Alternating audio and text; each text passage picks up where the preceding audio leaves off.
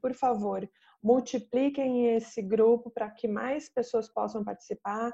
Deixem os seus comentários lá no YouTube, se inscrevam no canal, deixem os comentários, o YouTube vai entender que é assunto relevante, mais pessoas vão ter acesso a esse conteúdo. Então, eu adorei também os últimos acontecimentos no grupo do WhatsApp, que a gente acabou restringindo o grupo, as pessoas se acalmaram, e agora lá vai ser um grupo só para avisos oficiais. Quem está precisando falar comigo ou com a Cida, que me ajuda no suporte para incluir pessoas do grupo, para saber qual vai ser o link da próxima semana, qual vai ser a senha. Então, nós vamos ter esse mesmo link e essa mesma senha durante os 9 encontros. Então, que de avisos técnicos são esses. O horário também a gente mudou das 19 às 20h30, porque a gente está entendendo que dá para otimizar o tempo e não perder nada de qualidade.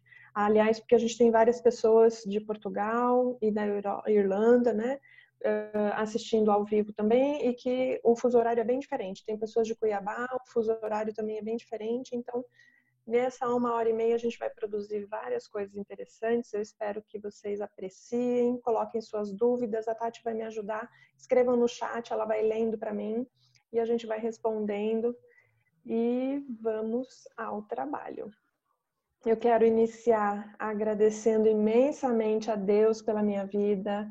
Quero agradecer aos meus pais que me deram a oportunidade de estar aqui, aos inúmeros professores que eu tive durante toda a minha jornada, em especial a Elza Piacentini, que é a minha primeira professora de constelações familiares. Então, depois dela tem uma Sofia e antes tem uma outra Sofia. É uma pessoa que mudou radicalmente a minha forma de ver o mundo em todos os aspectos. Quem mais? Eu quero agradecer a Bert, que trouxe essa belezura de trabalho. Fui aluna de Bert, já por 6 ou 7 vezes fui à Alemanha estar com ele nos seminários dele para conhecer direto da fonte, sem ruído, sem interferência, para saber exatamente o que o mestre quis dizer com aquilo que ele disse. Sou ainda aluna de Sophie Hellinger, que dá supervisão para os multiplicadores da Hellinger. São cerca de 16 pessoas, nós somos um grupo de 16 pessoas que representa a escola Hellinger aqui no Brasil. Ou seja, altamente treinados para a gente ser fiel àquilo que o mestre ensina. Claro que a gente vai pondo o nosso jeito de falar, mas a raiz do que ele traz, da onde ele estudou, se ele está falando da Gestalt terapia, se ele está falando da terapia primal, a qual ele também se submeteu, se ele está falando da psicanálise de Freud, se ele está citando Jung, a gente vai caminhando e descobrindo e desvendando e compreendendo a fundo do que é que ele está falando. Qual é a minha jornada no autoconhecimento? São 17 anos de autoconhecimento. Comecei com Feng Shui, harmonização de ambientes, olhando e fazendo o meu desenvolvimento de fora para dentro. Tem caminhos que são de dentro para fora, como, por exemplo, o que o Bert propõe. Esse livro dá um pouco de medo, vocês podem perceber que dá um frio na barriga, vocês vão se chatear com ele às vezes, vocês vão se reconciliar com ele, vocês vão se aborrecer e depois vocês vão ter saudades dele. Ele mexe muito com a gente.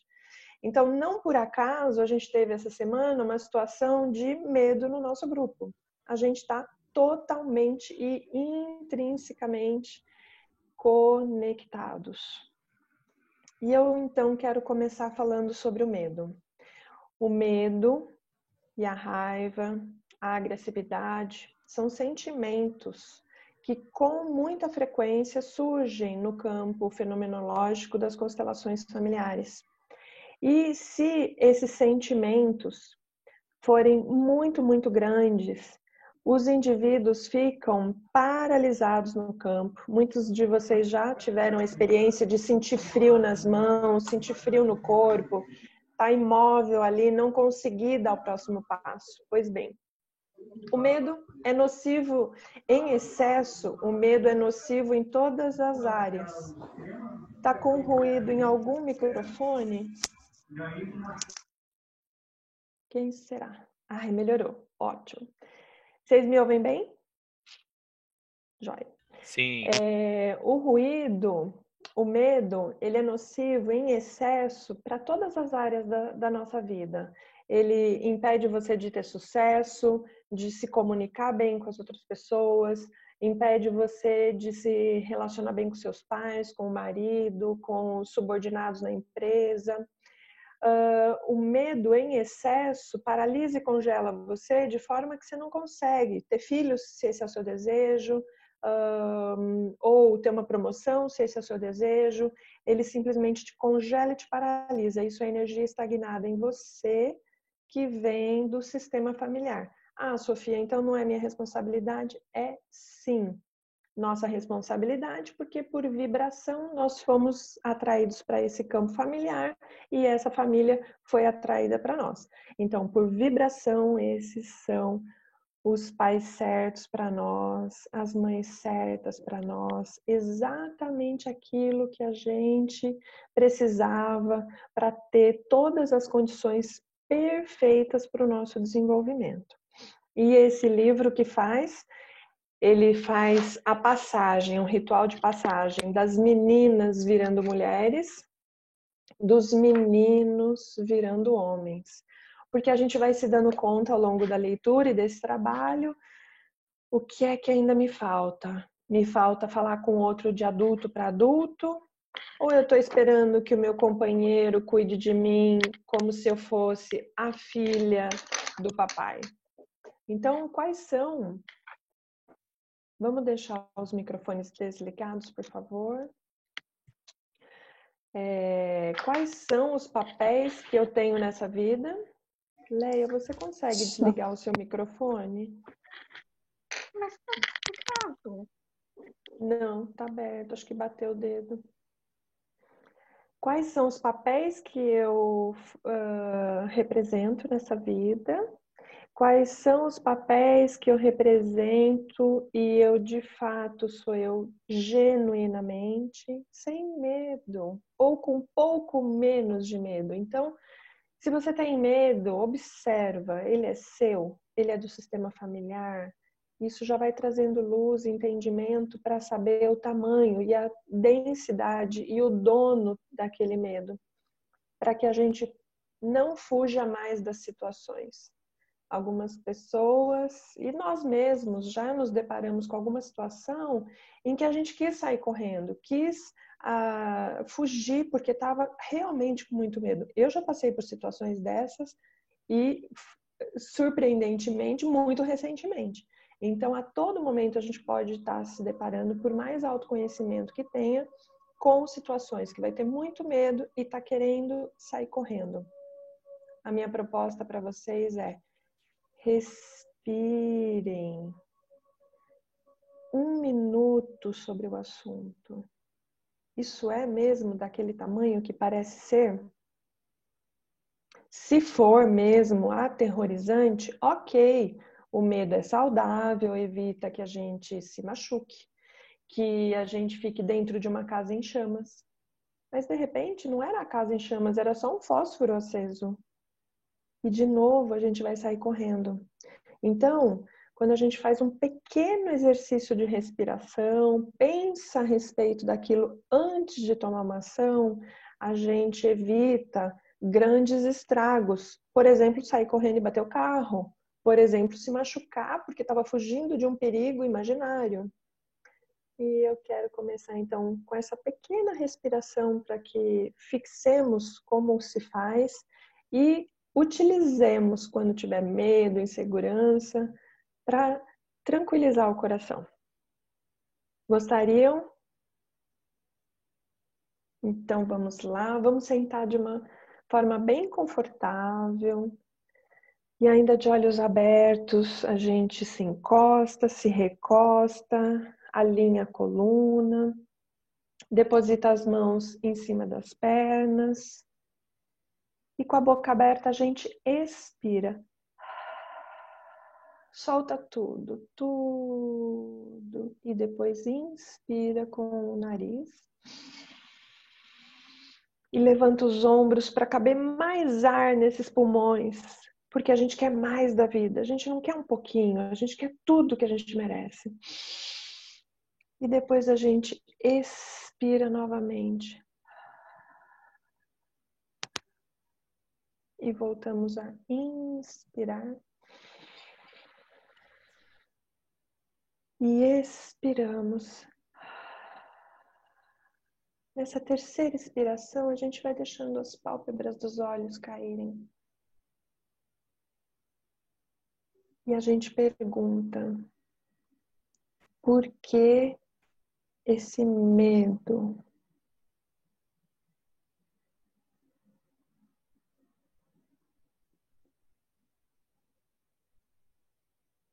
Eu corro perigo mesmo? Eu realmente corro perigo? Perceba o que acontece no seu corpo. Ele estava bem mais agitado no início. E agora vai tomando conta um relaxamento ainda mais profundo. E você abre mão do controle. Você abre mão agora de velhos padrões. E diz um sim, se disponibilizando de verdade. Agora eu me dou 1h30 de presente para apreciar, para aprender, para curtir enquanto eu aprendo. O aprendizado não é sofrimento, ele entra pela sua memória, pelos seus olhos, por todos os poros do seu corpo. Você agora se autoriza.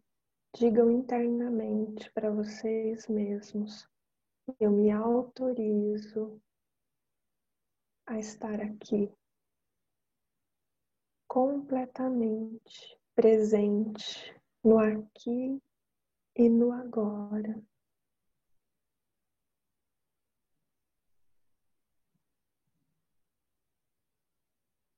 Então, de boca aberta, vamos deixando o ar sair e entrar pelo nariz. Novamente, o ar sai e entra pelo nariz. Só mais uma vez, deixe o ar totalmente, completamente tudo. Você não precisa mais ter medo. Nada vai faltar.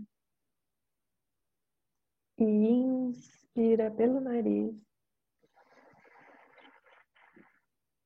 E enquanto inspira, vai deixando os olhos irem se abrindo.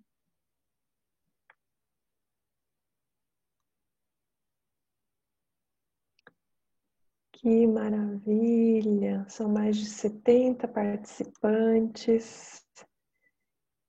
Que maravilha! Sejam todos muito bem-vindos. Então, para organizar essas 9 aulas, a gente já tem 7 pessoas que se disponibilizaram a fazer resumos, assim como o Gilberto vai apresentar o dele hoje. Faltam 2 candidatos, quem puder e quiser, fala comigo no WhatsApp no particular, se disponibilizando, vão ficar com a aula 8 e com a aula 9. As pessoas que não sabem ou querem relembrar o PowerPoint, o Gilberto amanhã, 19 horas, se disponibilizou.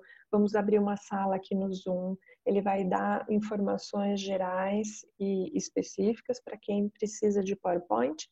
Depois a gente vai ter uma outra data para trabalhar com o Zoom também, porque o aluno que vier para apresentar traz o seu PowerPoint já organizado dentro de o seu resumo organizado dentro de um PowerPoint.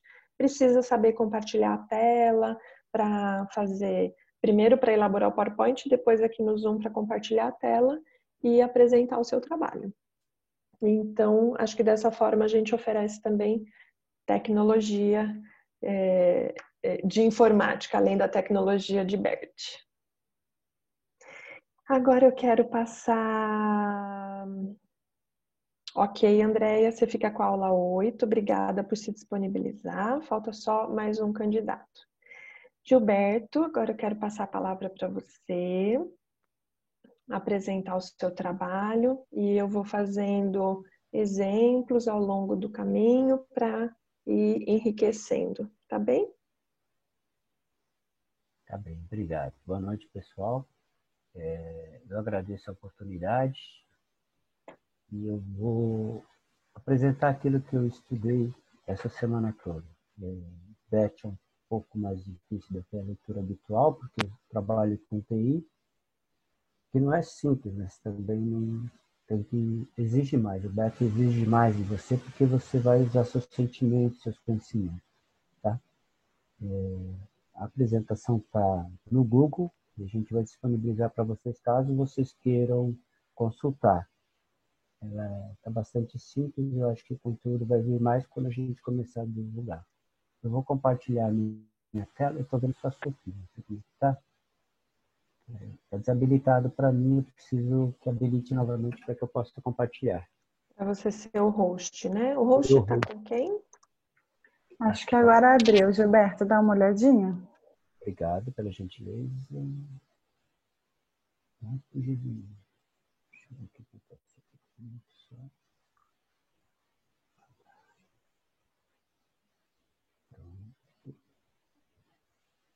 Eu agora vou... Vocês estão compartilhando? Estão vendo minha tela? Sim. Uhum. Então tá bom. Aqui é Ordens de Ajuda, por Beth Hellinger. Esse livro que eu tenho, ele foi editado em 2003. Tá bom? Então, Uhum. 17 anos dessa formação. O Bert, ele inicia o livro dele falando da sabedoria. A sabedoria é uma coisa muito importante quando você vai ajudar. Porque sem sabedoria você não tem o que ensinar. E tem esse verso que ele diz assim: o sábio concorda com o mundo tal como ele é, sem temor e sem intenção. Está reconciliado com a enfermidade e não almeja além daquilo que se dissipa com a morte. Conserva a orientação porque está em harmonia e somente interfere o quanto a corrente da vida o exige. Pode diferenciar entre o que é possível e o que não é, porque não tem intenções. A sabedoria é o fruto de uma longa disciplina e exercício, mas aquele que a possui sem esforço. Ela está sempre no caminho e chega à meta, não porque procura, mas porque cresce. Não fazia muito sentido quando eu comecei e eu li isso aqui no início, mas depois, com as lições que eu fui aprendendo, ele foi entrando nos eixos, eu fui entendendo muito bem isso aqui. Ele fala muito do que é possível, do que não é possível, o que eu posso fazer, o que eu não posso, o que eu devo fazer, o que eu não devo, né? E saber. E ele fala também que assim, ele não almeja resolver o problema, ele almeja mostrar o problema, porque quem vai resolver o problema é o ajudado. A força está dentro do ajudado para que ele consiga resolver o problema. E também ele fala muito de somente interfere enquanto a corrente da vida o exige. Ele só vai mexer naquilo que precisa ser mexido, nada mais. Mas a gente vai, no correr do curso, falar disso também. Uhum. Bom, na primeira parte ele fala que ajudar é arte. E eu fiquei me perguntando, poxa vida, o que é uma arte? Né? A arte é tocar um instrumento, a arte é fazer uma tapeçaria, a arte é pintar um quadro. Ninguém sai fazendo nenhuma dessas coisas de primeira. Gilberto, só um minutinho, tá com muito ruído. Eu vou pedir a todos que fechem os microfones para a gente ouvir só o Gilberto. Vou fechar o meu, inclusive. Melhorou? Então, a arte, ela tem que ser trabalhada, ela não inicia do nada. Você não consegue ser um artista se você não se esforçar, se você não estudar, se você não se empenhar. E eu toco violão e eu sinto que eu estou tocando bem eu sinto, eu não escuto, eu não vejo, eu sinto aquilo indo, fluindo. Então, eu acredito que a arte é isso. O artista, ele vai ter que saber que ele está fazendo bem porque ele praticou, ele conhece aquilo direitinho. Então, ele fala que toda arte faz parte de uma faculdade que pode ser aprendida e praticada. Então, ajudar, nós vamos ter que aprender a ajudar e praticar. A gente não vai ajudar e fazer correto da primeira vez. Isso exige sensibilidade para a gente compreender quem precisa da ajuda, como é que ele precisa daquilo. Então, a gente tem que entender a pessoa, tem que ser sensível ao que a pessoa está precisando. Também vamos ter que pensar no que somente o necessário. Compreender o que é adequado a gente ajudar. Não passar do limite, porque vão ter os níveis de ajuda. Então, a gente tem que entender o que é realmente necessário, o que é adequado para que a gente ajude. E de onde vem a força. A gente tem que motivar o ajudado a se erguer. Não é simplesmente ir lá e fazer as coisas por ele. A gente realmente tem que entender o que ele precisa e fazer com que ele conquiste aquilo para que lhe dê dignidade. Bom, a ajuda como compensação. Todo ser humano deve ajudar e ser ajudado. Se a gente não se permitir ser ajudado, a gente não vai saber como ajudar. Então é uma via de mão dupla. E às vezes a gente tem que ajudar pedindo ajuda, né? As pessoas têm que se sentir úteis, têm que se sentir dignas. E aquela pessoa que não aceita ser ajudado, não aceita ajudar, ele vai se isolar do mundo, porque ela vai ser uma pessoa antipática e as pessoas não vão querer ter relacionamento com ela. Então ela tem que aprender a receber ajuda, tem que aprender a ajudar, para que as coisas fluam, né? O ser humano necessita desse relacionamento com outros. E ajudar e ser ajudado faz parte disso tudo. Aqui tem os níveis de ajuda que foram definidos. Então, nós temos os níveis de ajuda entre irmãos ou iguais, né, parceiros, e aí exige uma reciprocidade. Você ajuda e você recebe ajuda, e você compensa aquela ajuda que você recebeu de alguma maneira, né? E também tem ajuda entre pais e filhos. Os pais geralmente ajudam os filhos o máximo que eles podem. Por quê? Como é que você vai compensar um pai já que ele te deu o mais importante do mundo, que é a sua vida? Como é que você retribui isso para um pai? É meio difícil da gente pensar. Mas ele fala que a gente pode recompensar passando a vida adiante, sendo o melhor que nós pudermos como pais. Eu estou seguindo aqui, pessoal. Se alguém tiver algum comentário, por favor, abre o microfone para me avisar, porque eu não estou vendo o chat por aqui. Tá, vamos combinar o seguinte, para a gente lembrar que 8 horas a gente vai ter o sorteio da constelação entre os participantes presentes. Então, a Tati vai fazer o sorteio para, então, a gente nos últimos 30 minutos fazer a constelação. Então, Gilberto, você pode seguir com a tua apresentação durante os próximos 25 minutos. Aí a gente vai deixar 5 para as perguntas. Vocês podem fazer as perguntas no chat para a Tati. Ela vai selecionar, na medida do possível a gente responde todas, mas se faltar tempo, a gente vai escolher algumas e colocar, tá bom? Obrigado, tá? É que eu não estou controlando o tempo aqui, mas vamos em frente. Bom, tomar e o dar. Ele acontece em 2 níveis, né? São pessoas equiparadas, então seriam os irmãos, seriam os amigos, seriam o parceiro, o marido e a mulher, pais e filhos, ou superior e necessitado. Ele frisa bastante que assim, a pessoa que sai para ajudar, ela tem que ter ciência de qual nível que ela está atuando. Se ela está sendo um equiparado ou se ela está sendo superior e necessitado, que nesse caso seria pais e filhos. Então, aqui, eu destaco que se a ajuda ou o presente recebido for maior que a nossa capacidade de retribuir, Como é que a gente faz nesse caso? Porque às vezes você vai ajudar alguém, ou você recebe uma ajuda que você sabe que aquilo é impossível de que você possa retribuir de volta. A gente falou da compensação, né? Mas aqui não vai ter jeito. Então, como é que a gente vai atuar? A gente vai reconhecer isso de alguma maneira e vai agradecer a pessoa que nos ajudou. Às vezes, a gente realmente precisa de uma ajuda maior do que a gente tem como recompensar. E vamos ter que lidar com isso, né? Sim. Bom, agora a gente vai começar com a primeira ordem da ajuda. Dar somente o que tem e tomar somente o que precisa. Parece uma coisa bastante simples.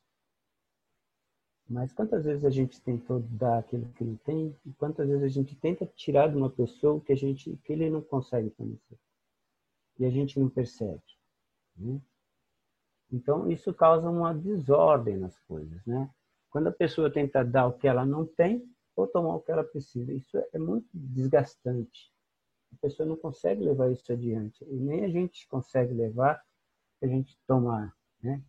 E quando a gente tira a oportunidade de outra pessoa carregar ou fazer aquilo que ela tem que fazer. Muitas pessoas a gente percebe que elas têm um destino, que elas parecem que sempre estão sofrendo, parece que o peso da vida delas é muito grande. Eu tenho um irmão que assim, tudo parece que acontece com ele. Mas ele, por incrível que pareça, está sempre feliz, está sempre animado. E a gente tenta ajudar de alguma maneira, mas não tem como controlar as coisas, né? E ele vai falar isso mais para frente. E a renúncia aqui, ele diz que a ajuda deve ser humilde e a renúncia faça as expectativas da dor. Então, a gente tem que falar, olha, até aqui eu consegui, mais que isso eu não consegui. E a gente tem que Gilberto, você reconhecer. pode falar um pouquinho mais alto? E eu vou sugerir também para quem está com problema no áudio de ouvir baixo, verifica o volume do microfone no dispositivo que estiver acessando, porque às vezes a configuração do seu notebook ou do seu telefone está baixa. Só aumentar o som, tem um microfone lá. Então, é isso. Quando a gente fala da renúncia, que a gente tem que renunciar. A gente vai fazer até onde dá, que a gente consegue ajudar. E não se sentir mal porque a gente não conseguiu ir além, ou mesmo resolver o problema. Às vezes a gente não tem que resolver os problemas, a gente só tem que ajudar para que a pessoa sobreviva ou que ela siga em frente. A segunda ordem vai dizer realmente isso. A ajuda está a serviço da sobrevivência, da evolução e do crescimento. A gente não pode encobrir ou negar as circunstâncias que estão ocorrendo naquele momento. A gente tem que perceber, tem que ter sensibilidade para entender que existem coisas que a gente não consegue fazer ou que a gente está passando, os outros não vão conseguir carregar a nossa cruz. O que é isso? Então, é uma circunstância externa. Quando a ajuda desconsidera as circunstâncias externas, ela está fadada ao fracasso. Por exemplo, o cara tem uma doença hereditária, não tem como a gente resolver esse problema. Tem uma das histórias que ele conta lá na frente que fala disso, fala da morte, fala dessas coisas que são coisas pesadas, né, de se aceitar. Mas ele fala, olha, é isso, tem que ser assim, não tem jeito, é destino. Enquanto às circunstâncias internas, é a missão que uma pessoa tem que fazer. A gente tem que respeitar que aquela pessoa tem que passar por aquilo e ajudar só no que a gente for capaz, sem interferir na ordem dele, do destino dele, né? O destino de cada pessoa precisa ser respeitado. Se a gente não respeitar isso, a gente vai fracassar na nossa ajuda. Vai causar um mal maior do que um bem. Bom, aqui a gente vai falar da família. O arquétipo da ajuda. O arquétipo da ajuda em relação aos pais e filhos. Os pais sempre são os grandes, os superiores e os ricos. Os filhos são os pequenos, os necessitados e os pobres. O dar e receber podem ser quase ilimitados, né? Tem um limite aí no dar e receber. A gente tem que perceber, nós como pais e nós como filhos, até onde a gente pode ir para que a gente não ultrapasse isso, porque senão atrapalha a ajuda, a gente fica desgostoso. Então a gente vai ajudar os filhos até que eles possam crescer, até que eles consigam andar. Se a gente fica segurando... Tem gente que está morando com a mãe e com o pai e fica abusando deles. Isso não é correto, né? Mas o pai e a mãe acham que isso é uma ajuda. Então tem que colocar os filhos para frente para que eles andem, que eles caminhem, para que eles sejam pais, né? Então foi isso que eu entendi aqui do arquétipo da ajuda. A terceira ordem. A transferência e contra-transferência, quando o ajudante faz o papel de pai e o ajudado o papel de filho.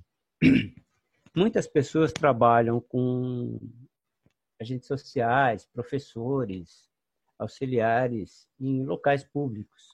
E aí eles têm contato com pessoas, com crianças ou com adultos. Uma das ordens é que eles não assumam o papel de pai. Porque quando o ajudado se torna filho, ele cria aquele relacionamento de pai e filho. Ou seja, quem está ajudando tem sempre que resolver o problema do filho, né? Como se fosse filho.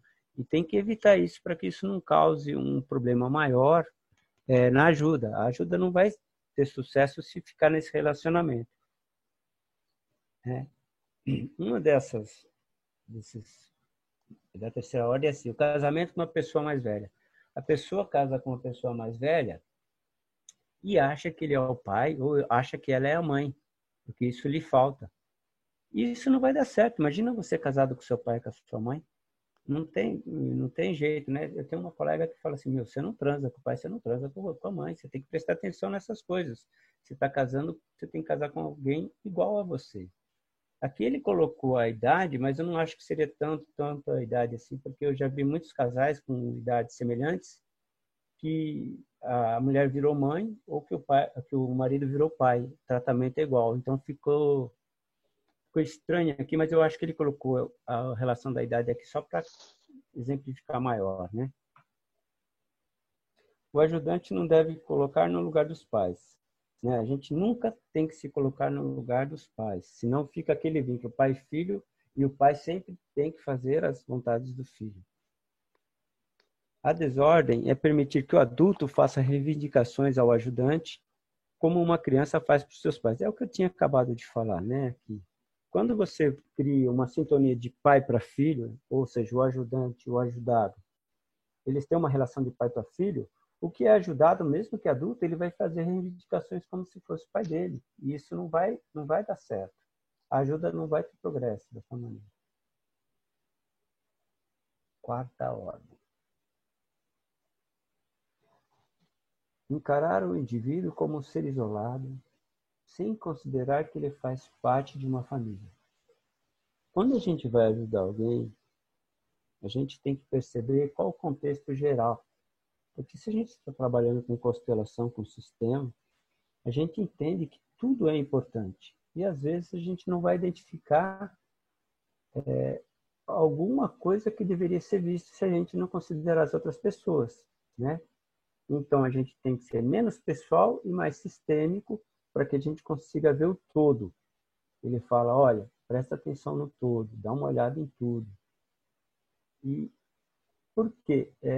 Quando você trata de uma única pessoa e não vê as outras não vão ser honradas, não vão ser vistas, e isso vai atrapalhar no sistema.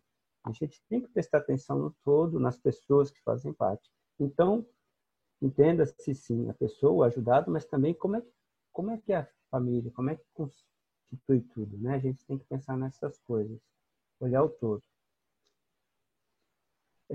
Ele deixou claro também que, às vezes, aplicando a quarta ordem, a gente tem que tomar cuidado na empatia sistêmica, porque ela é muito dura na visão das outras pessoas. Então, a gente tem que tomar muito cuidado em apresentar isso para eles. Quinta ordem. O ajudante deve se colocar no lugar do excluído. Se a gente não se colocar no lugar do excluído, a gente não vai ter a mínima noção do que está acontecendo com ele, né? Então, se precisa de uma reconciliação, a constelação vai trazer todo mundo, que é bom ou mal. Se vem uma pessoa mal, a gente tem que entender por que aquela pessoa era má, né? Era vista como má. E aí entender a boa consciência e a má consciência para tentar explicar isso. Como é que isso funciona? Porque quando há uma reconciliação, a gente precisa reconciliar tanto a vítima como o algoz, é o que ele passa Uhum. lá. Então é importante que a gente entenda os dois lados, que a gente consiga ver os dois lados, senão a gente cria uma bagunça nisso tudo. Então ele colocou a Uhum. desordem, o julgamento sobre os outros. A gente não pode julgar. Quando está trabalhando com a relação, nada de julgamento. A gente tem que só olhar e falar, olha, isso aqui é assim, isso aqui é assado, né? E ele fala aqui, ó, quem realmente ajuda, não julga, né? Não pode Uhum. ter o julgamento. Deixa eu colocar, agora que a gente concluiu as 5 ordens, dentro das perguntas que os alunos foram colocando aqui no chat, vamos ver se eu consigo, de forma geral, responder se existem idades, o que... Bert nunca se refere a idades exatamente. Em toda a literatura, isso deve acontecer com 7 anos, ou com 14, ou com 21. Ele trata de ciclos, de círculos e de desenvolvimento, etapas de desenvolvimento humano. Então, para cada um vai acontecer de uma forma e de uma maneira. Então, não tem idades. E qual é o limite entre pais e filhos para essa ajuda? Se o pai está no lugar de pai, esse é o limite. E o filho está no lugar de filho. Entretanto, com frequência, é o que a gente vê. Pessoas que chegam para a constelação. Os filhos ocupando o lugar dos pais dos pais. Então, eu poderia dizer, ou seja, esse pai foi ser pai para que essa criança lhe dê aquilo que lhe falta. Então, não foi assim, eu vou ser pai para que eu faça essa criança feliz. Não, eu vou ter uma criança para que essa criança me faça feliz, me dê aquilo que me falta. E aí, nascida dessa desordem, o que acaba acontecendo? Perde-se esse limite da ajuda entre pais e filhos. Aí, a ajuda ela é sempre bem-vinda, em qualquer idade. O filho já pode ter saído de casa, o pai já pode estar com outro casamento, isso não importa. O que importa é a postura. O porquê é que eu estou indo ajudar. Eu não tolero a dor e o sofrimento daquela pessoa, desse filho, dessa filha. E por que eu não consigo concordar? Por exemplo, se a mãe não concorda com o marido que a filha escolheu. Por que ela não pode concordar com isso? A escolha da filha, quem vive com aquele marido é aquela filha. Por que o pai não pode concordar com os hábitos do filho? Então a gente precisa se desenvolver para dentro dessas 5 ordens, cada um nos seus papéis, eu como professora, em relação aos meus alunos, eu em relação como esposa, em relação ao meu marido, eu como filha, em relação aos meus pais, como irmã, em relação aos meus irmãos. Então, essas 5 ordens precisam germinar para dentro da gente, a gente ir compreendendo mais a fundo do que é que elas estão falando, o que é que elas estão fazendo em nós. E por que a empatia sistêmica muitas vezes é interpretada como uma empatia que é dura? Então, Bert fala isso em contraponto com a psicanálise. Na psicanálise acontecia com frequência a transferência e contra-transferência. Então, o cliente chega, por exemplo, uma mulher chega até mim como terapeuta e reclama da mãe dela. Ela está fazendo uma transferência das coisas, talvez isso possa estar acontecendo. Ela vê em mim aspectos da mãe que ela gostaria de ter. Então, ela transfere a mãe idealizada para a minha pessoa, uma transferência. E aí ela encontra uma aliada se o terapeuta jogar esse jogo, dançar essa música. Porque eu faço, então, uma conta-transferência Ah, realmente, a sua mãe não é boa para você. Ai, quanta dor e sofrimento sua mãe causou a você. Ela transferiu para mim e eu contra-transferi para ela.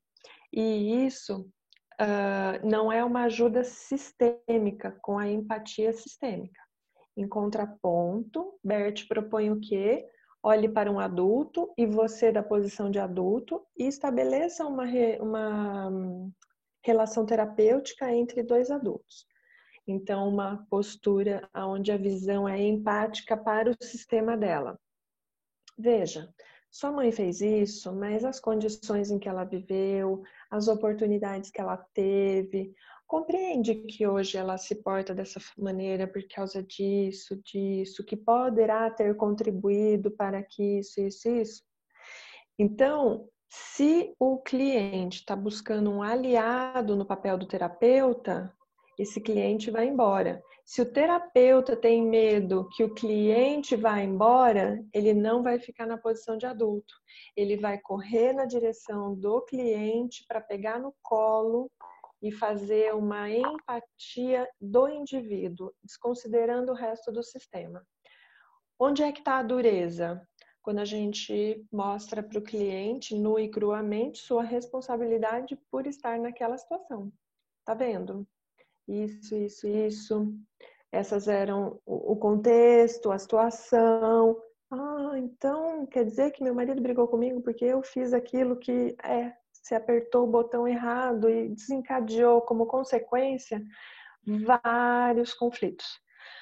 Ah, então ele não tem um aliado no terapeuta, ele tem um terapeuta na posição de adulto e ele está na posição de adulto, querendo realmente olhar e ver com olhos de verdade, de ver o que é que está acontecendo. Então, para alguns, isso pode ser duro. Nossa, então eu tenho autorresponsabilidade nesse trem aí que está acontecendo? Pois é. É essa dureza a que Bert se refere.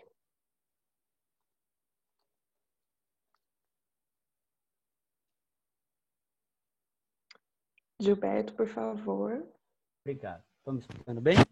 Sim. Então tá bom. Então a gente vai falar da percepção especial. Quando a gente estiver numa ajuda, a gente tem que, assim, não aplicar de modo rigoroso tudo o que foi falado. O mais importante é perceber de forma abrangente e buscar o essencial. Ele sempre frisa: atue só o necessário. Veja o que realmente é essencial. E ele é firme quando ele coloca essas coisas, porque tem um sentido isso tudo. Ele fala também da ajuda de curta duração, permanece no essencial, mostra o próximo passo, retira-se rápido e deixa o outro imediatamente livre para ele tomar a decisão do que ele vai fazer. Então, quando a gente estiver fazendo uma ajuda, perceber o todo e falar: olha, se eu mexer só um pouquinho aqui, isso aqui vai para frente. Eu sei que é muito difícil da gente imaginar como fazer isso agora, mas eu acredito que com o tempo e com a experiência, que é o que a gente falou lá na frente, que a ajuda é uma arte, isso vai se tornar mais leve para a gente. É uma ansiedade muito grande agora que a gente tem de querer ajudar, mas não saber especificamente o que a gente pode ou não estar fazendo para realmente ajudar. Então, a percepção especial, a gente tem que estar sempre aguardando isso, porque vai ser uma intuição no momento certo. E a gente vai falar, então, das formas de conhecimento durante uma ajuda. O que a gente tem que fazer? E aí, a Adriana me ajudou, ela falou: vamos colocar uma orquestra aqui para que a gente possa exemplificar isso. E foi de bom grado essa ideia dela, porque se vocês observarem a figura, nós temos o maestro ali, que é quem rege a sinfônica. Ele não está olhando para todo mundo, ele está olhando geral. Se vocês perceberem, tem um rapaz logo abaixo dele, aliás, tem dois tocando violino. E o cara do violino está olhando para ele. O de trás também está olhando para ele.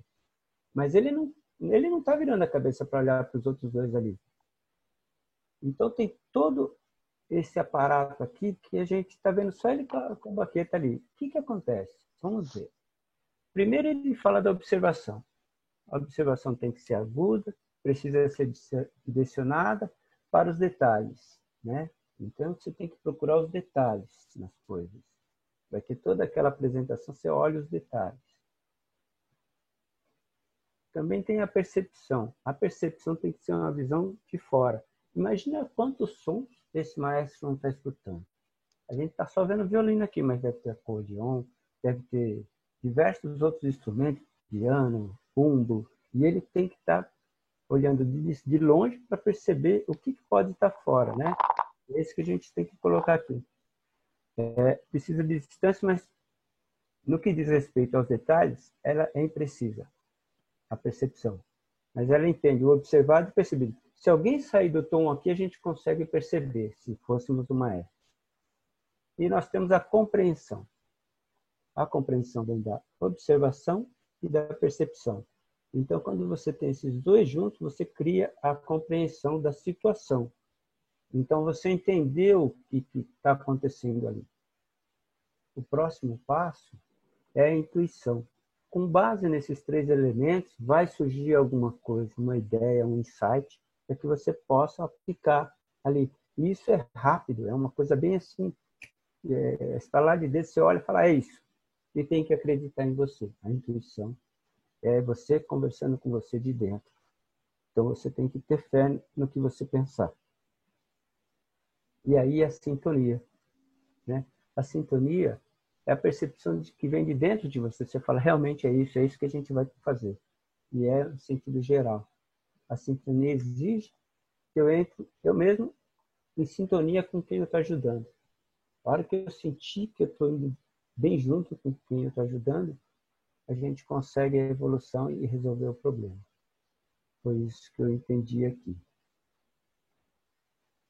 A partir daqui, ele vai falar das rodadas no livro, né? Eu vou parar um pouquinho aqui e vou falar para vocês o seguinte. Ele ficou de frente para o grupo e falou assim, eu vou escutar todos vocês na ordem. Então, cada um de vocês vai me passar uma história e a gente vai resolver desde que isso esteja dentro do contexto. É bastante firme ele, porque a primeira pessoa que ele pediu, ela pegou um papel e falou, eu não quero que você leia, porque quando você lê, eu perco o foco. Por favor, fale você o que você tem de entendimento da situação e me passe. Ele não falou com essas palavras, mas a ideia era essa. E ele foi bastante firme. E ele é firme em todas as resoluções que ele toma, né? Aqui a gente falou da criança psicótica, né? Que tinha lá e ele sugeriu que o Franz Rupert tinha falado que psicose não é uma doença, e sim um sofrimento do sistema. Depois também falou da precedência de um novo sistema, que era um casal, o cara casou com a segunda mulher e trouxe a filha, e a filha e o filho do segundo casamento se casaram. Aí ele estava explicando por que isso funciona. Também a transferência com transferência, que a Sofia fez a gentileza também de reportar para a gente.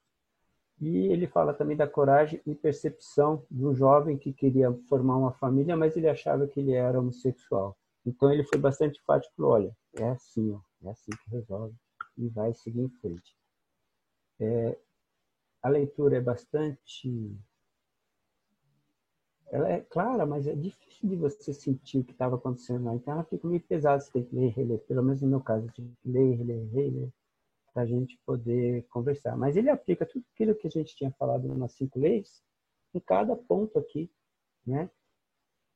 Depois ele fala da empatia sistêmica, que tinha o anjo da guarda, 2 irmãs, uma era borderline e a outra era uma filha de um cafetão, né? Elas eram irmãs, mas eram filhas de pais diferentes. A mãe morreu e as 2 iriam seguir a mãe na morte. E ele falou para a terapeuta das 2, você sabe disso, isso vai acontecer, você tem que passar essa informação para lá, mesmo que seja dura. É uma situação difícil de você acatar e conseguir passar. Mas ele passou isso.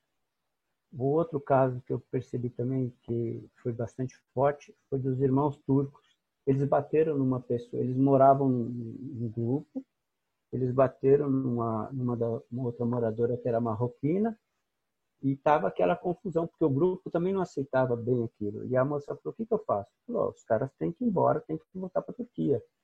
Porque assim o grupo que ficar vai saber que tem controle, que eles estão a salvo, porque senão os turcos poderiam fazer o que bem entendesse. Então, ele dava umas sugestões assim, olha, tem que ser feito assim, para resolver o problema. Ele era bem enfático, né?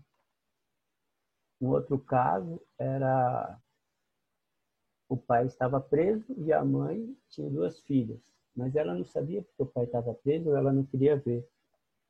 E ele falou assim, olha, vocês têm que deixar seu pai preso, deixar o pai aí e seguir o caminho de vocês. Vocês têm que ir embora.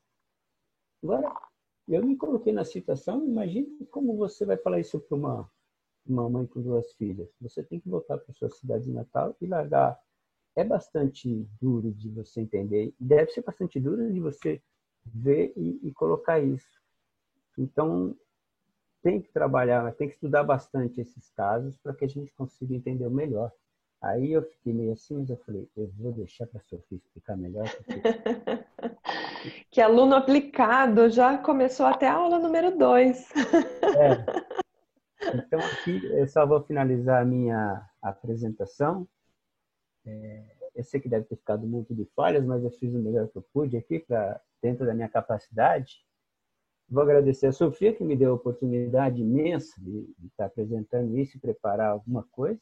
E a Adriana, que me ajudou bastante com as ideias dela. E a gente discutia muito antes de colocar isso aqui, a gente tinha que internalizar. E eu tinha uma visão, ela tinha outra. Foi bem bacana esse trabalho em grupo.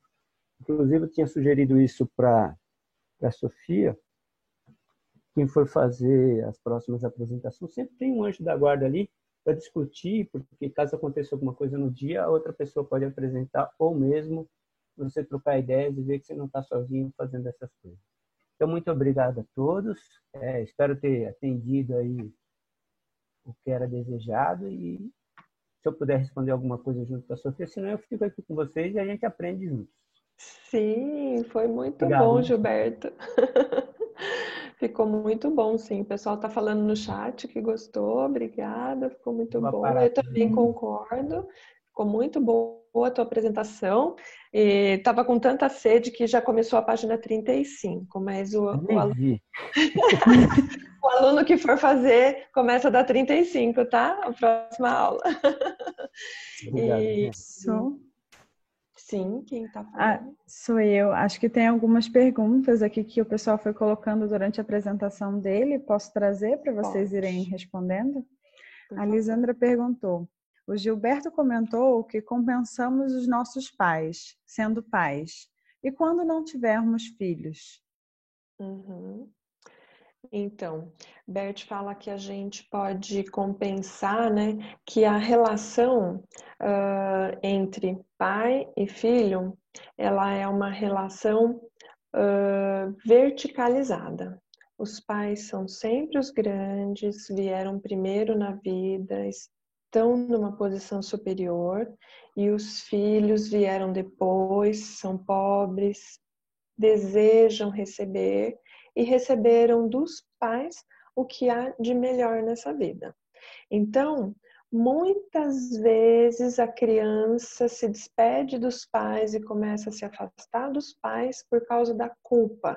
Não consegue lidar com tudo que vem recebendo aqui dos pais e então se retira, quer deixar de tomar dos pais. Vejam, esse é um movimento como a planta, para a vida toda, a planta se nutre de suas raízes e recebe pelo caule a seiva. Eu estou sem som? Vocês me ouvem bem? Tá. Sim, estamos ouvindo. Tá. Então aqui os pais e aqui os filhos.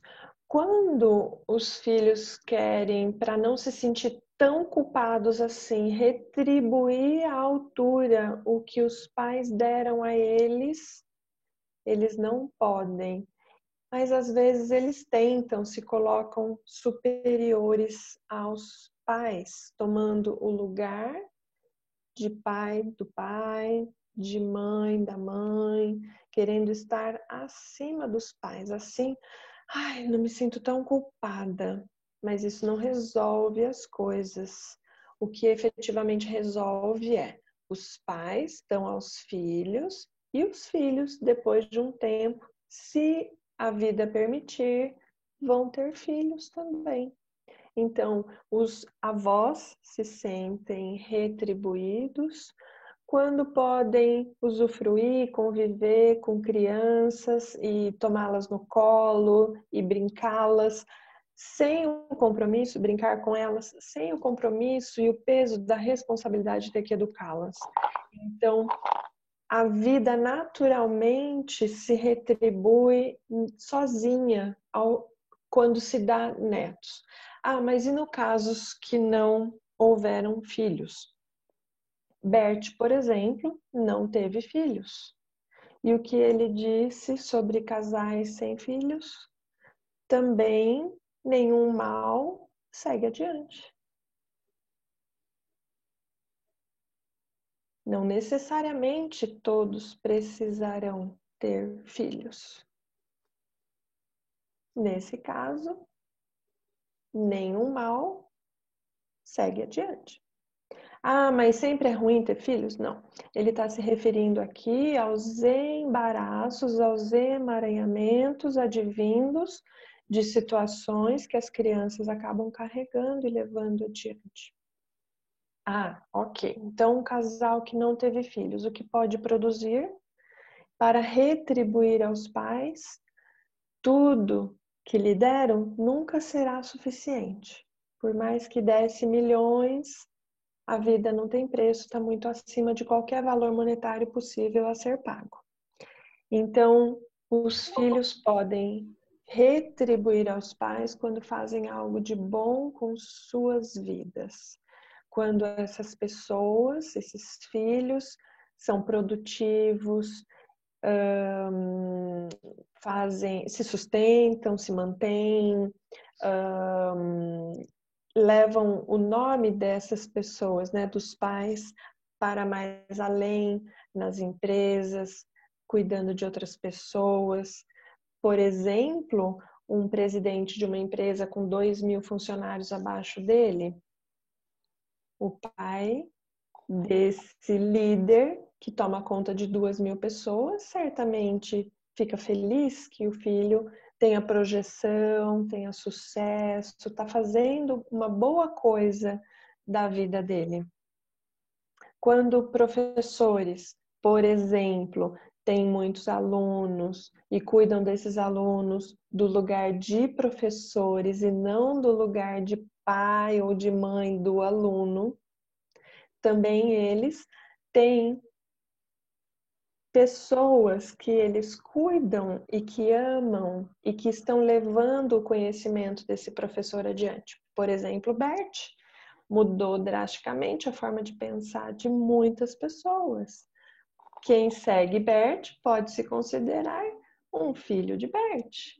Ele não teve filhos, mas certamente honrou a vida que recebeu de seus pais e retribuiu aos pais a maravilha de ter nascido, orientando, cuidando, colocando as pessoas em ordem. Então, a forma de levar adiante, há muitas formas de levar adiante. Quando se leva adiante de uma forma a homenagear os pais, que é diferente de honrá-los cegamente. Quando se faz homenageando, essa é a postura ideal. A homenagem vai fazer com que as pessoas sejam reconhecidas, valorizadas e respeitadas. Isso é muito positivo. A Regina Mesquita trouxe uma dúvida falando: entre o médico e o paciente na medicina integrativa, podemos considerar a ajuda entre iguais? Não. Seria parecido assim com a posição do professor e do aluno. Não é uma relação entre iguais. Uma relação entre iguais, ela é uma relação verticalizada, por exemplo, entre os irmãos. Somos todos iguais.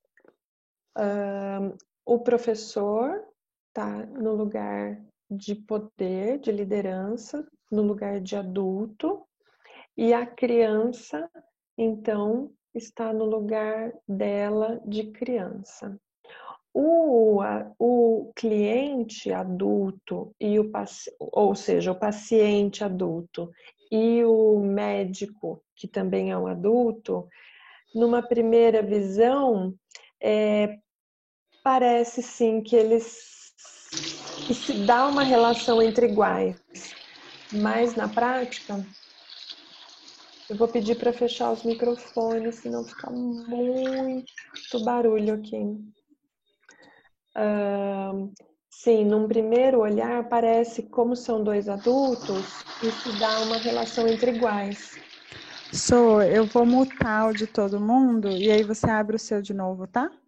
Uhum.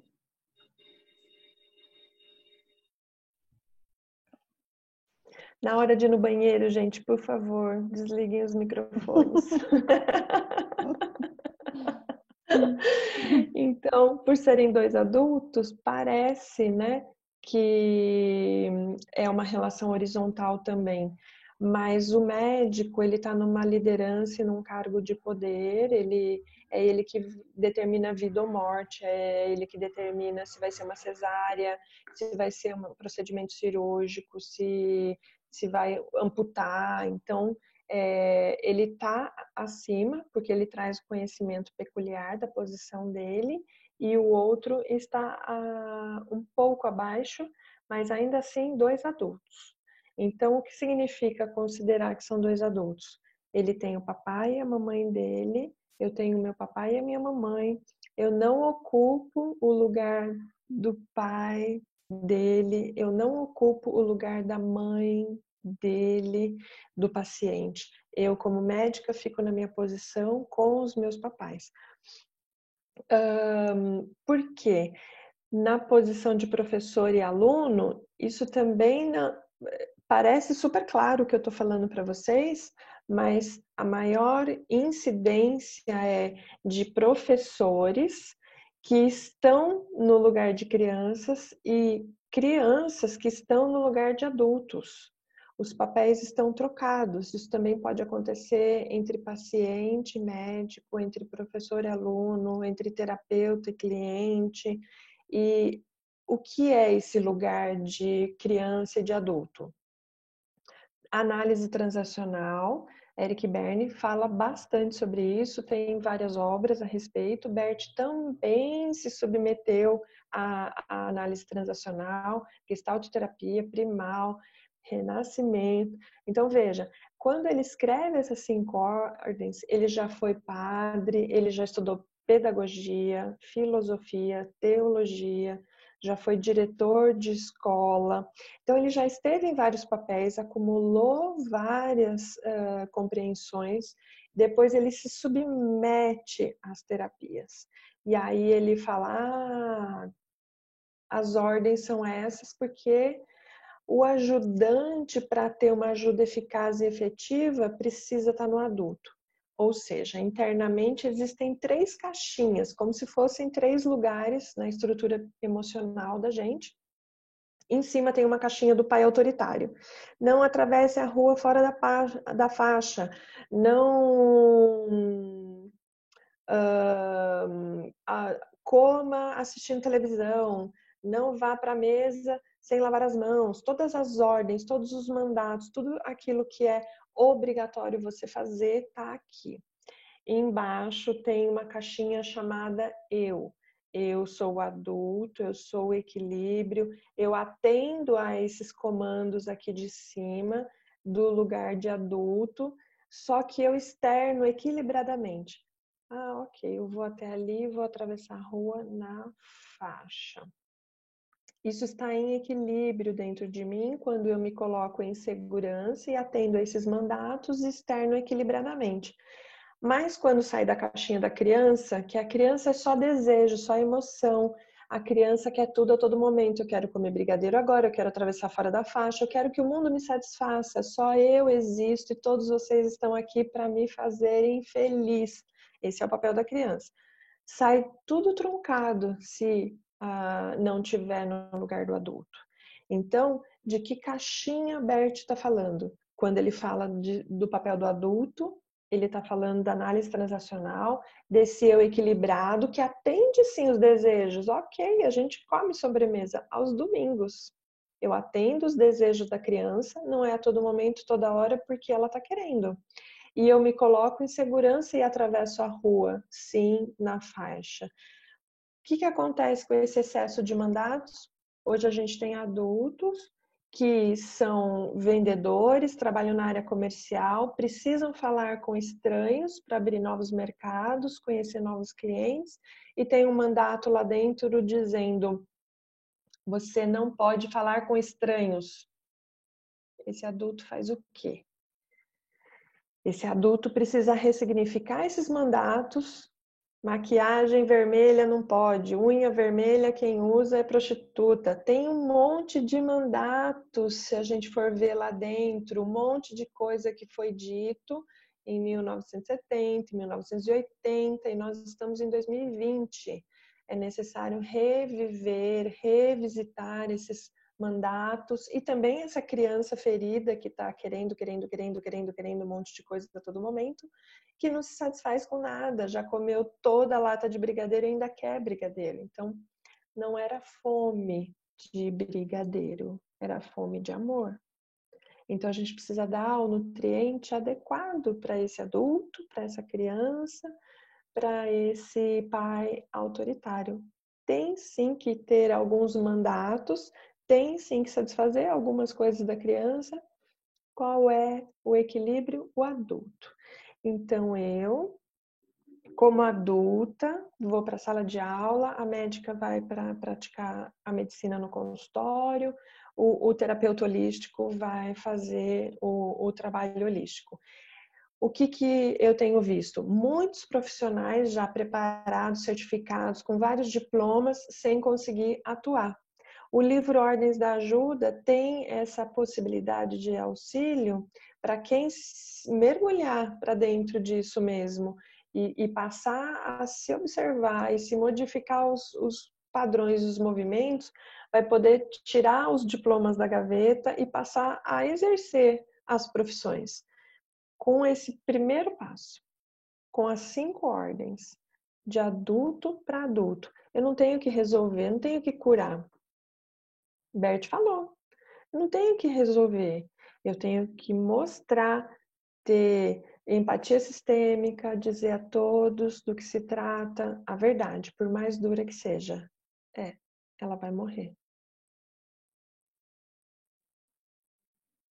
E talvez a ajuda do terapeuta sistêmico seja, o médico sistêmico seja auxiliar a fazer a passagem de uma forma mais amorosa, para dar notícia para o paciente, para os familiares, e sem se envolver, porque eu sou um adulto que suporto a dor do outro, que está certo o destino do outro. Então vai ficando mais suave para esse terapeuta acompanhar. E o advogado também, no fundo, acaba sendo um pouco terapeuta, porque chegam processos para ele atender, que na verdade o casal não queria se separar tanto, estava só num litígio, mas foi para o escritório de advocacia. Então tem vários de nós aqui somos, no fundo, em alguma perspectiva, um pouco terapeutas também, né? Então, olhar para nosso papel agora, é de irmã, eu não vou ser terapeuta dela. É de marido, eu não vou ser terapeuta dele. Pergunte-me como. Sabe aquele crachazinho? Quer emagrecer? Pergunte-me como. O pessoal usava antigamente. É assim. O constelador, ele tá vendo muitas coisas. Ele não sai falando para todo mundo, ó, seu problema é esse aqui, seu problema é esse aqui, a chata da constelação, né? Nossa Senhora. Agora, quem tiver querendo saber, pergunte-me. E eu suporto a dor do outro, eu posso acompanhá-lo na dor do outro. Acho que me estendi um pouco. Tem mais algumas aqui. A Débora perguntou, eu acho que você já respondeu, mas eu vou ler para se você quiser complementar e vou ler em seguida a do Beto já, tá? A da Débora tem alguma idade para os filhos saírem de casa? E o Beto trouxe, no arquétipo da ajuda, como saber o limite real da ajuda entre pais e filhos? Bert não fala de uma idade ideal para os filhos saírem de casa. O que eu observo é que, por exemplo, nos Estados Unidos, o movimento na hora de ir para a faculdade, normalmente, regra geral, o americano deixa o filho bater asas e ele vai para a faculdade, fica lá 4 ou 5 anos e depois acaba não retornando. Se casa, vai fazer a vida dele, vai trabalhar. E como é no Brasil? Hoje a gente tem uma geração canguru. As pessoas foram, estudaram ou não estudaram, 20, 30 anos, 40 anos ainda na casa dos pais. Essa geração que está retardando a saída do ninho, está com dificuldade de fazer esse salto para a vida adulta, que exige de nós, requer de nós crescimento e desenvolvimento, né? Porque se eu fico mais um pouco, eu só preciso me responsabilizar pelo meu quarto, a minha roupa vem passadinha e cheirosa para as minhas gavetas, e a comida está pronta. Tudo bem, tem as regras da mamãe e do papai, mas é muito confortável. Eu não preciso pagar aluguel, não preciso comprar uma casa, não preciso um monte de coisa que na vida de adulto se faz necessário. Então, essa é a geração canguru. Se tem uma idade entre o americano 18 anos e o brasileiro 40 anos, existem N acordos possíveis, N momentos possíveis. Para cada família vai ser de uma forma. Agora, por que os pais também não estão auxiliando as pessoas, os adultos, os jovens adultos a dar esse salto? Porque eles também vão ter que se responsabilizar pela dor de ficar sozinha, pela dor do ninho vazio. Como é que eu vou fazer? Agora eu não tenho que fazer comida, e agora? O que eu vou fazer com 24 horas do meu dia livres? Vou ter que olhar para as minhas dores, vou ter que...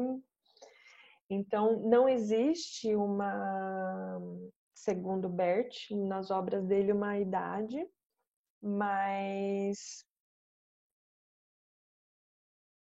eu acho que na idade que se proporcionar em cada família vai ser a idade certa. E que a gente, estando em sintonia, que foi o que o Gilberto falou, e eu acho que aquela orquestra sinfônica representa muito bem a sintonia e também o papel do constelador, que está ali olhando para tudo, ao mesmo tempo que olha para os mínimos detalhes, olha para o todo.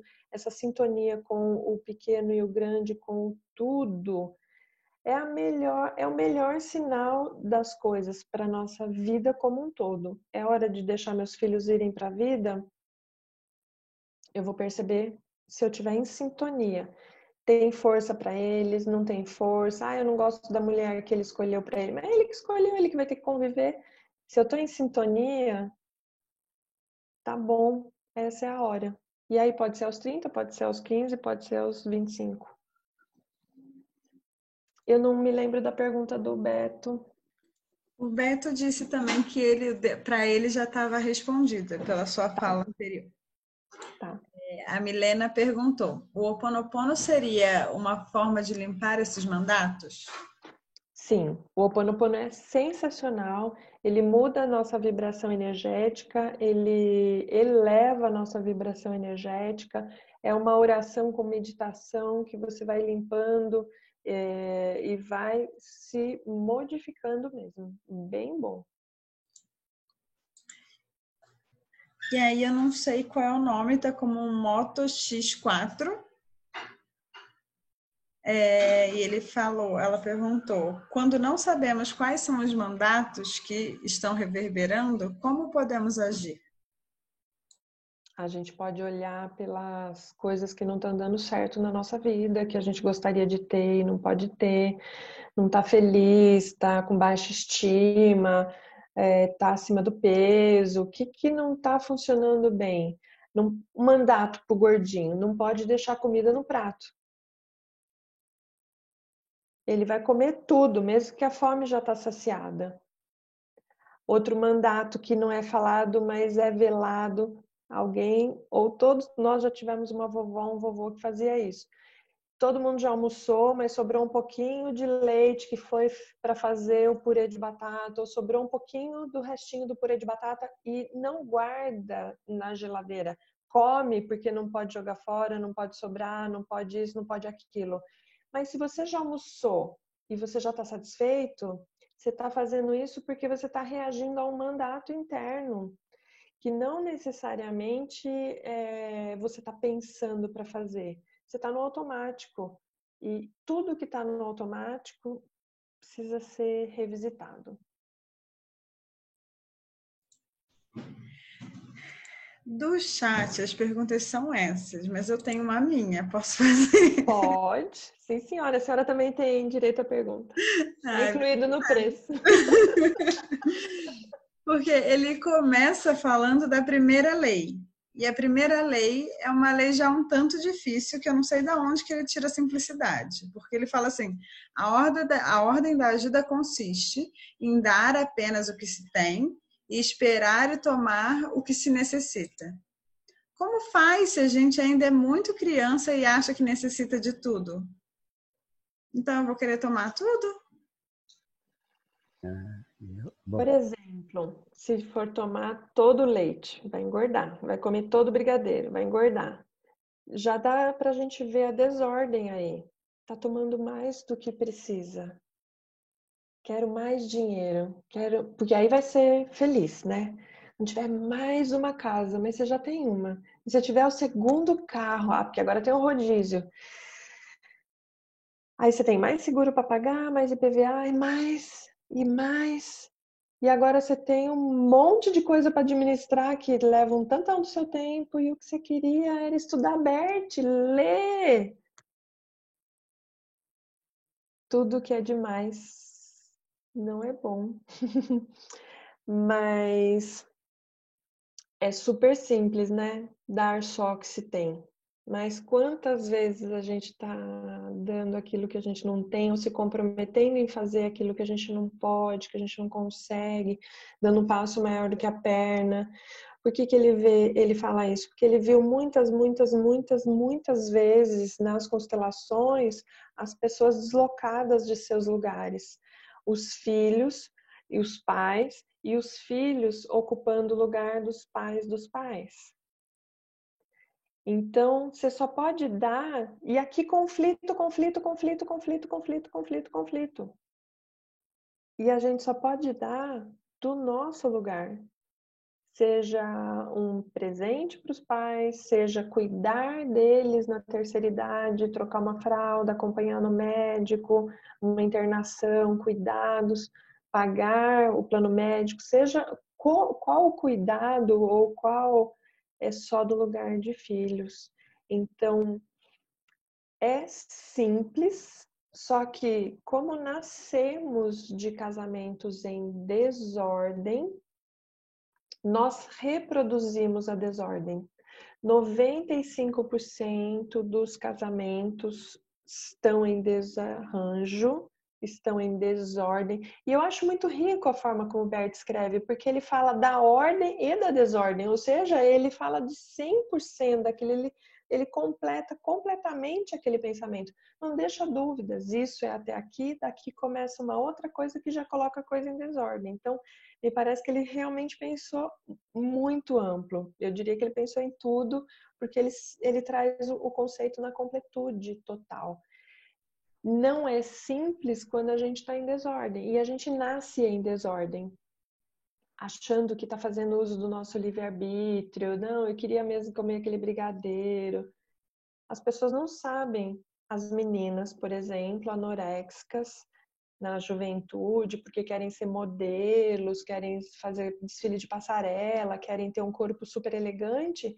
Na verdade, ao invés, a elegância vai se perdendo porque elas vão ficando magérrimas. Isso é uma desordem do sistema.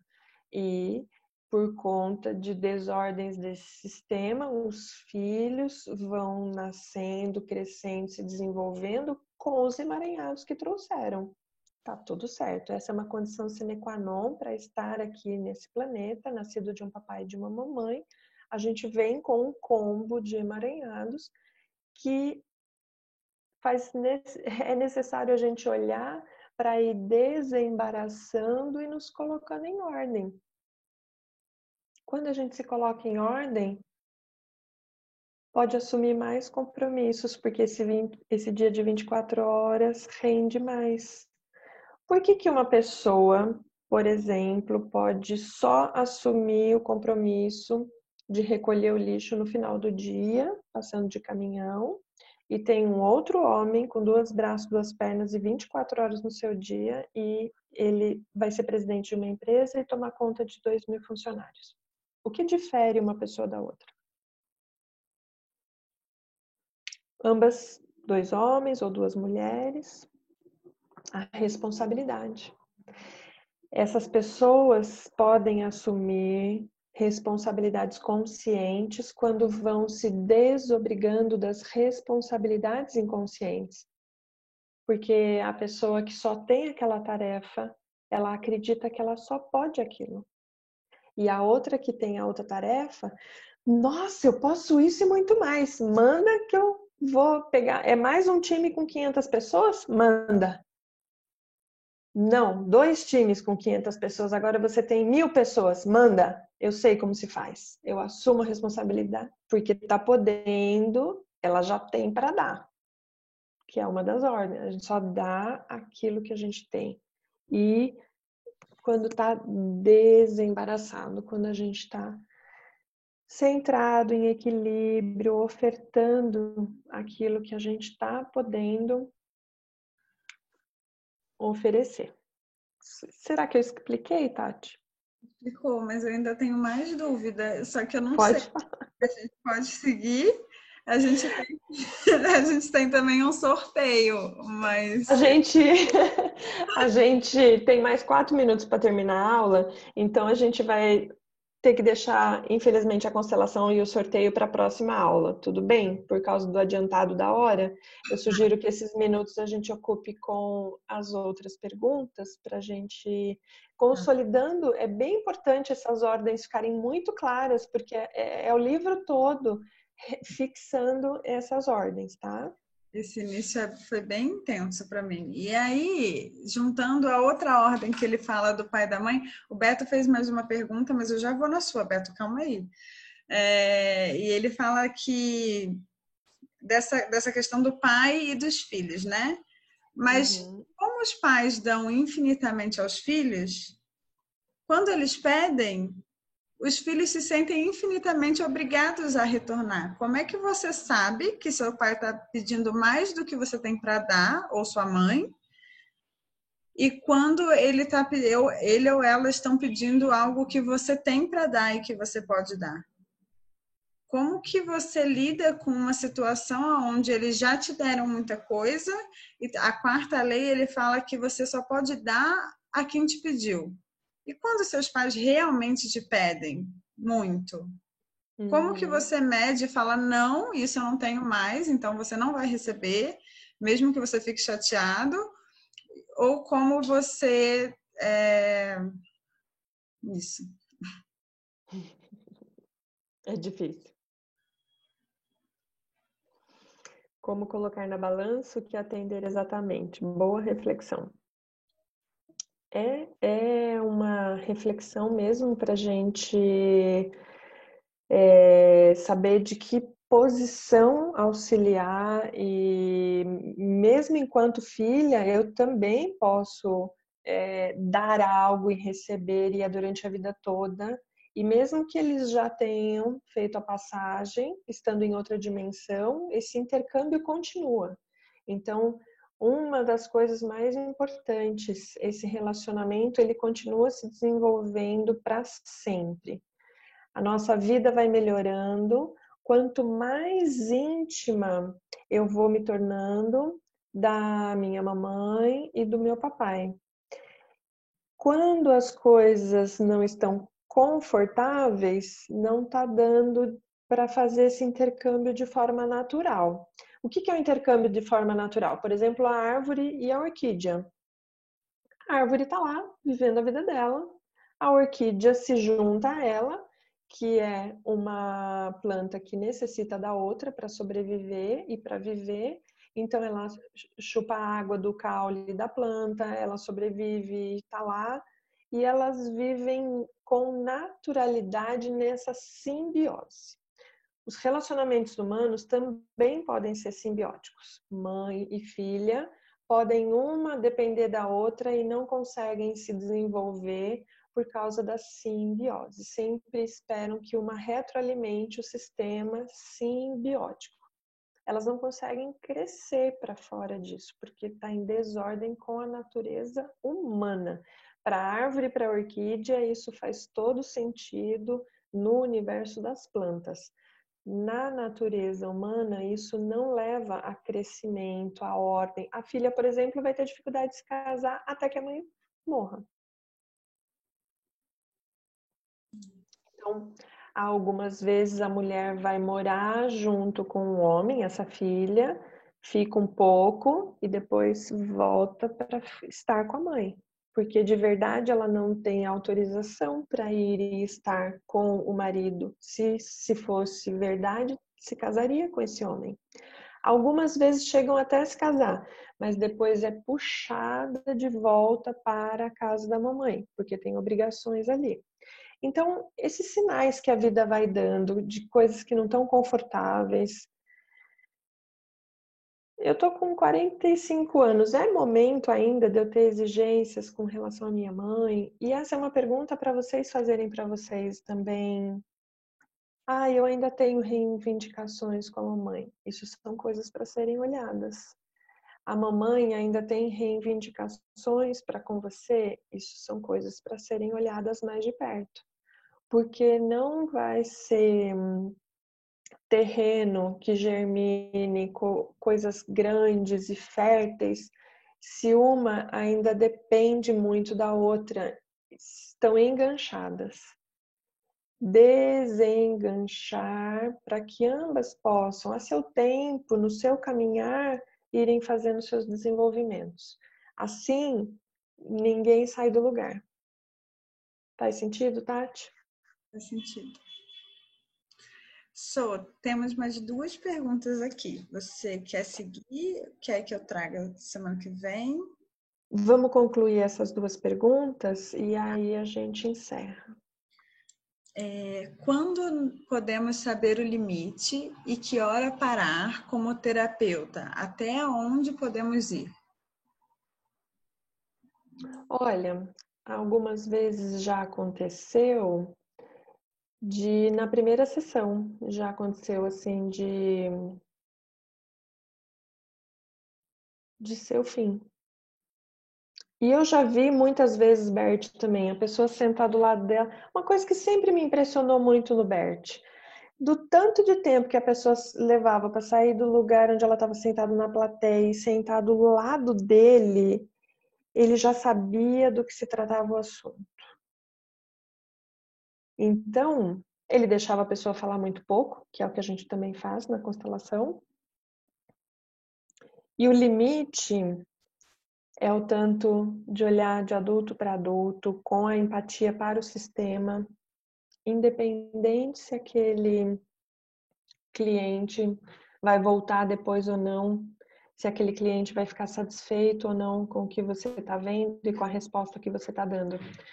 Com a sua sintonia com aquilo tudo que você viu, com as suas percepções dentro da terapia individual ou na constelação, a sua franqueza amorosa com verdade. Esse é o limite, com verdade. Se tiver inventando historinha, aí o terapeuta tem que ir pro terapeuta dele fazer a lição de casa. Eu vi que eu tinha que falar tal coisa, mas eu não falei. Porque ia ser duro demais. Mas o cliente está precisando ouvir a verdade. Ele veio aqui te procurar a verdade. Então, O terapeuta, nesse caso, precisa fazer supervisão, fazer a lição de casa dele, resolver as questões com o pai e com a mãe. E então cada vez que o terapeuta se lapida, ele vai se tornando uma pedra mais preciosa e sendo mais firme, com amorosidade, para fazer a entrega real daquilo que ele está vendo. Por exemplo, era um irmão gêmeo na constelação. Você perdeu um irmão. Isso é uma coisa muito difícil de se dizer. Ou tá lá o casal constelando junto, tá marido e mulher. Tem uma terceira pessoa aqui. Existe uma outra mulher. É difícil, mas é necessário. Eles querem, eles estão em busca de olhar a solução. Então, o limite é a verdade sempre. Com as ordens em sintonia. Não é fácil. O terapeuta só consegue levar o seu cliente até onde ele já fez. Se o terapeuta é desorganizado financeiramente, tem uma saúde ruim, não tem relacionamento de casal saudável, vai e volta com o marido, milhentas brigas. Se o terapeuta não está em ordem, o terapeuta não vai conseguir dar o norte, ele não vai conseguir colocar o cliente em ordem. E se o cliente está chegando é porque ele está precisando, ele está querendo se organizar internamente.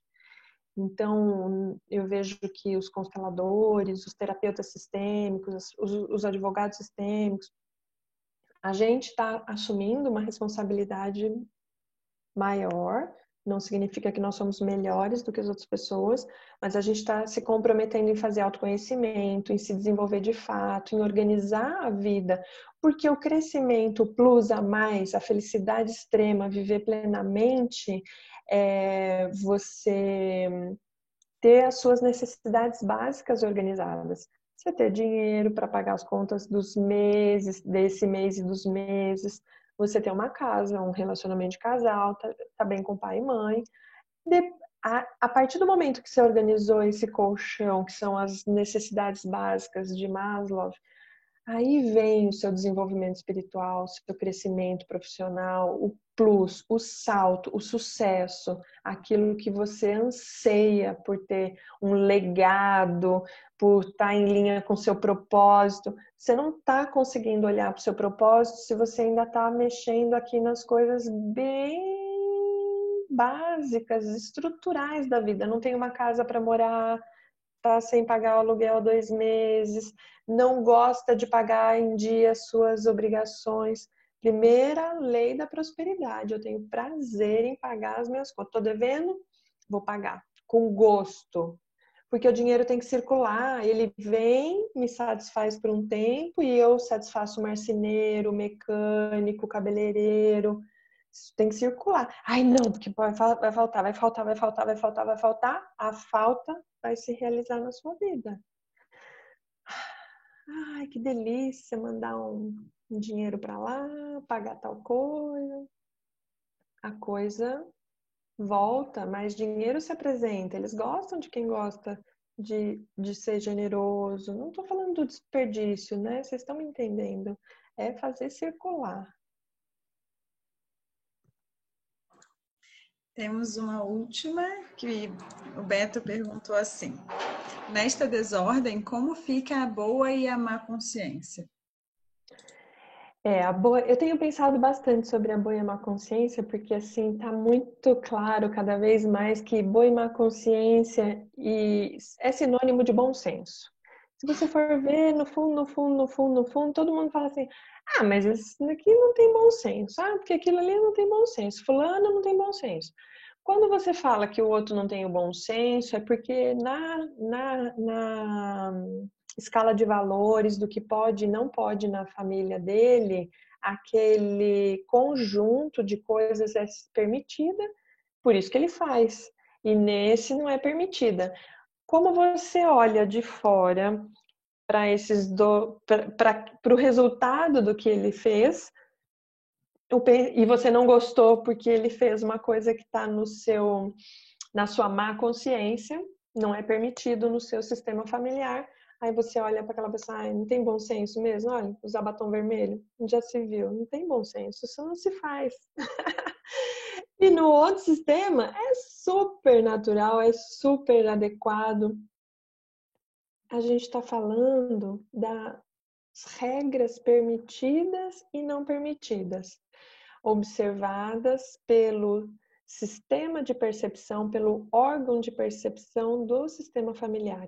Então, além dos nossos 5 sentidos, audição, visão, paladar, tato, o sistema familiar compreende como certo ou errado esse conjunto de valores. Então, a gente precisa conhecer bastante a teoria de Bert, porque as coisas acontecem todas ao mesmo tempo.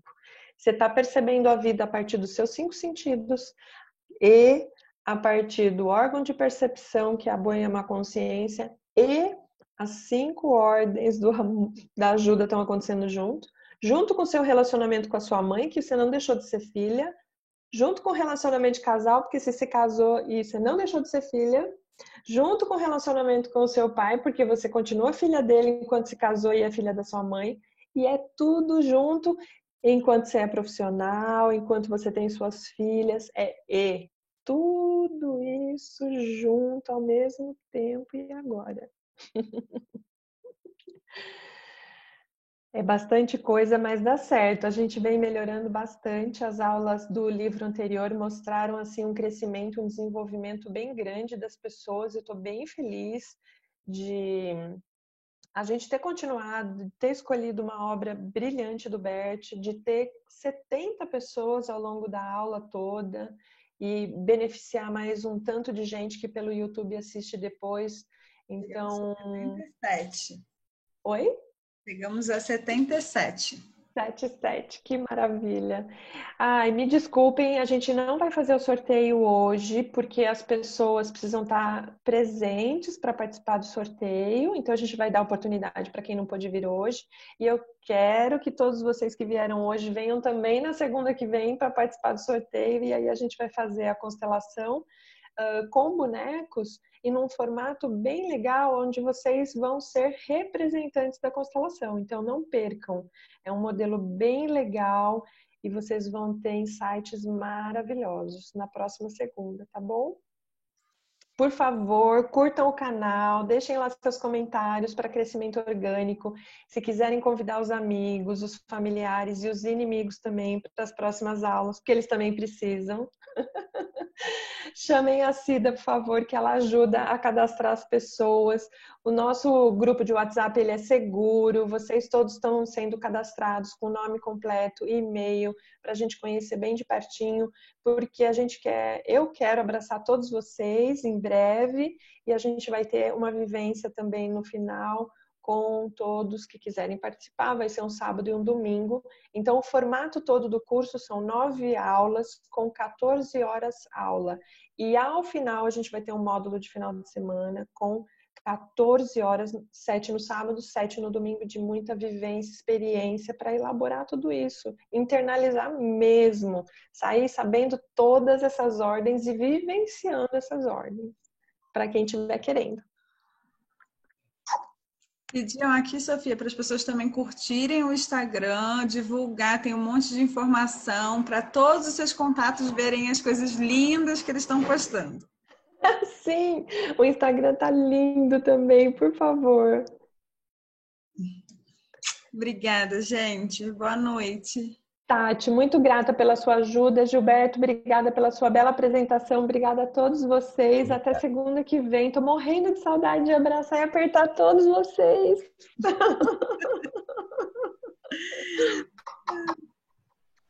Um beijo.